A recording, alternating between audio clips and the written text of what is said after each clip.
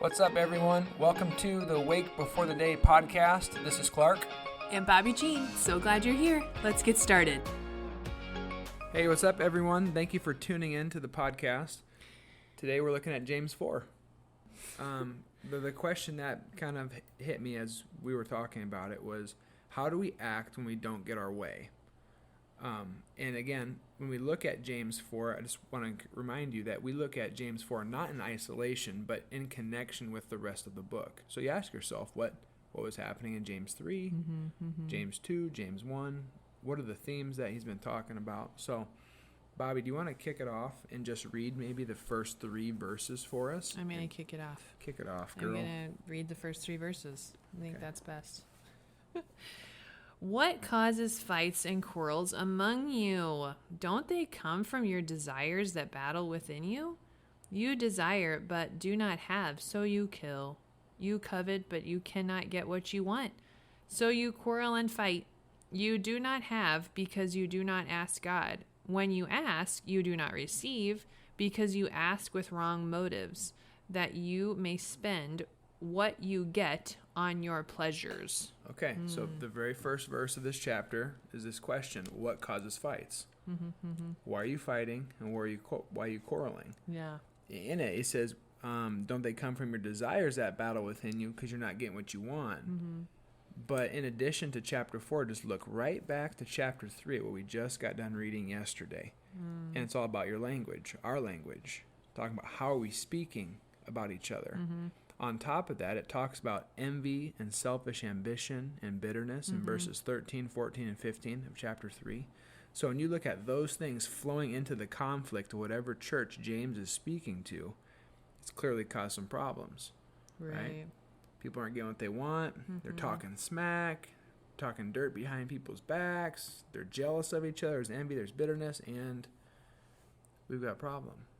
So if you look at, I guess, verse 1, part B, it says they come from their desires that battle within you. Now, we were talking about a children's movie that the picture kind of came to mind. Oh, yeah, we were. You're right. It's good. It's a good movie. It's the movie Inside Out.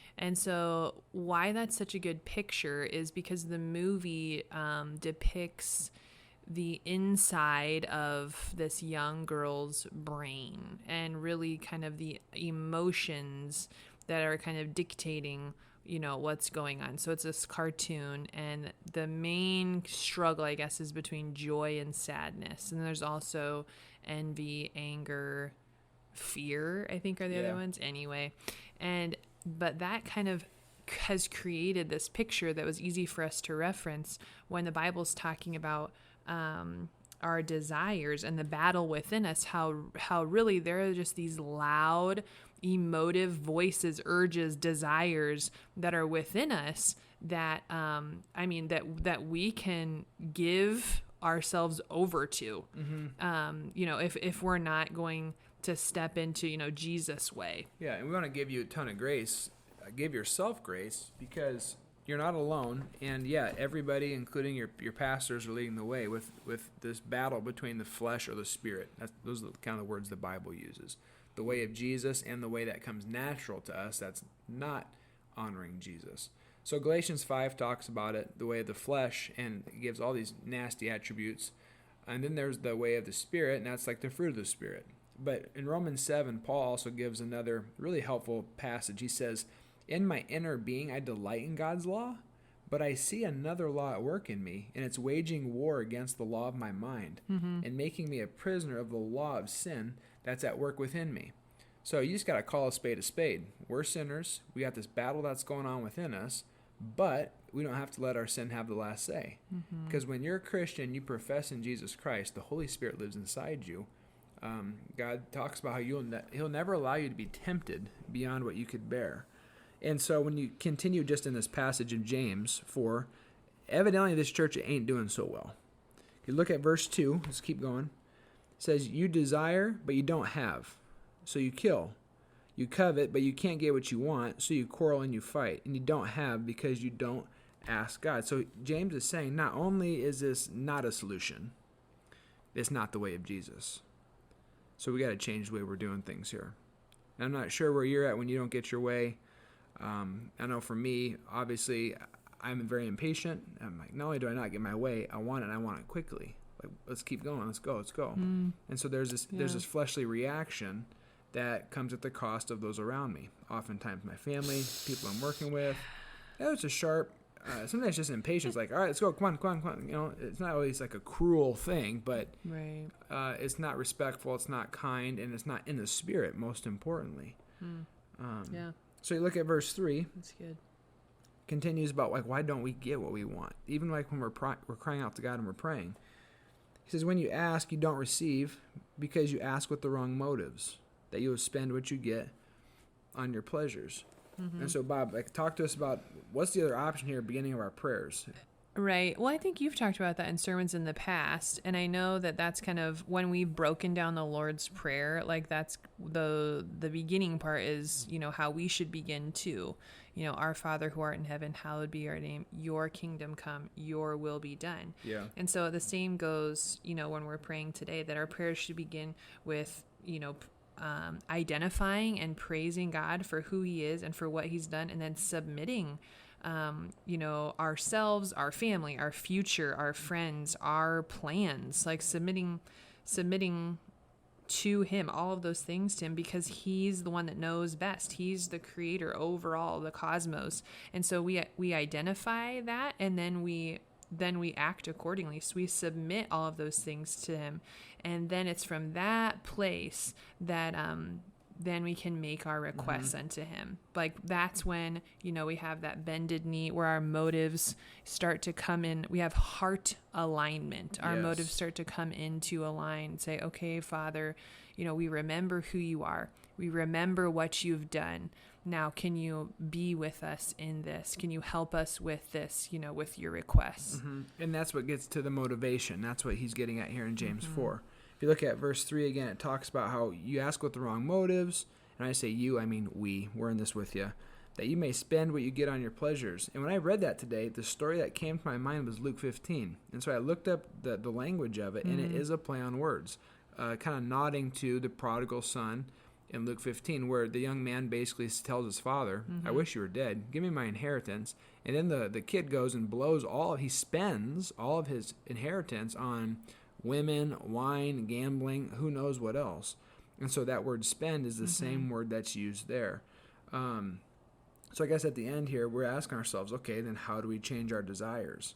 How do we change our tongue? If we're looking at James 1, 2, and 3 flowing into these fights and quarrels when we don't get our way, Bob, what else? What does the passage tell us about following the Lord and kind of righting these wrongs? I think that's just the next part that kind of stuck out to us. And so this is kind of where we'll camp until we end. But it's verses 7 and 8, and they sound like this.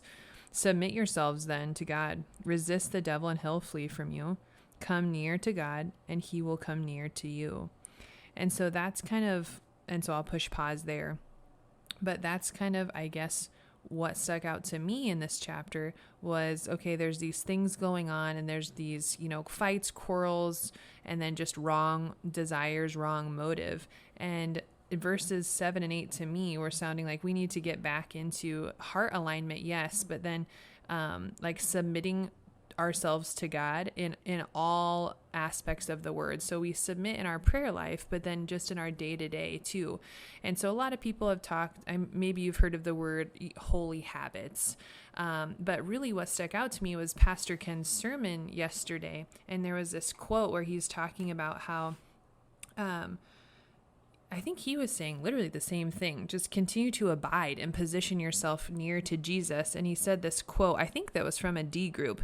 And it was that this man had a realization that really discipline is going to beat your motivation a lot of the time, you know, because that's kind of like the New Year's resolution thing where like we're motivated. It's January 1. We're out. We're doing crunches. We're doing push-up. You know, we're motivated. We are going to do this. But then, you know, by this January 17th, we're laying on the couch sideways eating Doritos. It's like, what? Oh, yeah, I did. And so how just discipline and how just the daily habits that you form that are positive. So whether, there's triggers and you're coping, and there's all kinds of ways that you could put it, but I'm just going to put it like James does. What stuck out to me is that you just daily come and submit, you daily come and surrender, and then you, verse 8, then you come near to the Lord, because then we're promised that he's going to come near to us. And that's simply giving the Lord your day, saying, God, I'm not sure what today's going to bring, but help me to honor you in everything that I say and do. I give you my family. I give you my circumstances. I give you my friends, my future. God, would you have your way? Going back to the Lord's Prayer, your kingdom come and your will be done. And you still are aware of what's happening.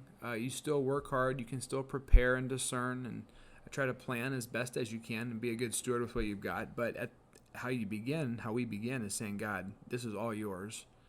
Help me with it. And when we start there, when we don't get our way, you're able to fall back on, well, I trust that God's got a better plan then. And that hopefully avoids fights and quarrels, envy, bitterness, selfish ambition, and foul language, which is what James is talking about. So that's all we got for you. James chapter 4. Hope you have a good day relaxing, and I hope you dive into the Word. God bless you guys. Thanks for listening. The Lord bless you and keep you. The Lord make his face shine on you and be gracious to you. The Lord turn his countenance toward you and give you his peace. Have a great day.